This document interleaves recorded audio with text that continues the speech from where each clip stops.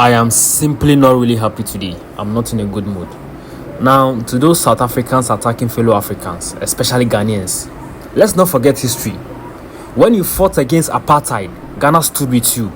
We housed your exiles, trained your freedom fighters, and campaigned tirelessly across the African Union to isolate the racist regime.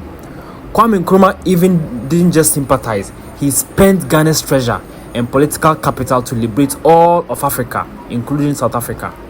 We opened our universities to your leaders. We gave visas and refuge when the West shut it down on you. And when freedom came, we celebrated Mandela's release as our own victory. Because Pan-Africanism was never just a slogan, it was a sacrifice. Now, to be met with machetes, looting, machetes and looting, murder, not as criminals but as Africans, is more than a betrayal. It is a historical slap in the face. You want to talk about jobs and crime, right? Let's talk about jobs and crime. Don't pretend the Ghanaian or Nigerian or Zimbabwean business owners stole what apartheid denied you. Don't pretend we are foreigners in Africa, in the same Africa we helped to free. If South Africa forgets who stood with her in the dark, then the Rainbow Nation is just a violent lie over land dispute and economic pain. We didn't fight for this, and we won't keep silent while brothers become blood sacrifice for cheap political points. Be gone. Now let's listen to Solomon Owusu, a leading member of Movement for Change.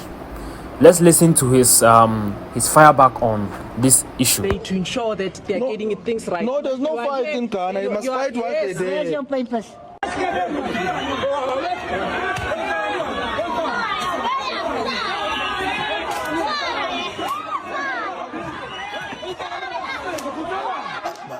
But these are the issues that you are telling me that diplomatically. By now, the High Commission of South Africa and Ghana must be answering to us. Why South Africans living in Ghana must live in this country?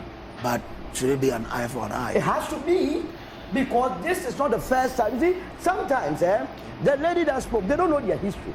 If they know the contribution of Ghana to South Africa, she wouldn't speak the way she spoke.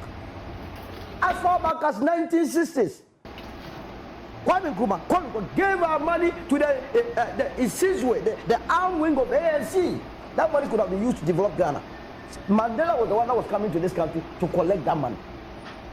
No, beyond that, there were a lot of comrades from South Africa that were using Ghanaian passports. Because at that time, we were using South African passports. It was very difficult to be traveling around to fight apartheid. We granted them passports to be traveling around the world in our name so that they can go and do business. What are we talking about?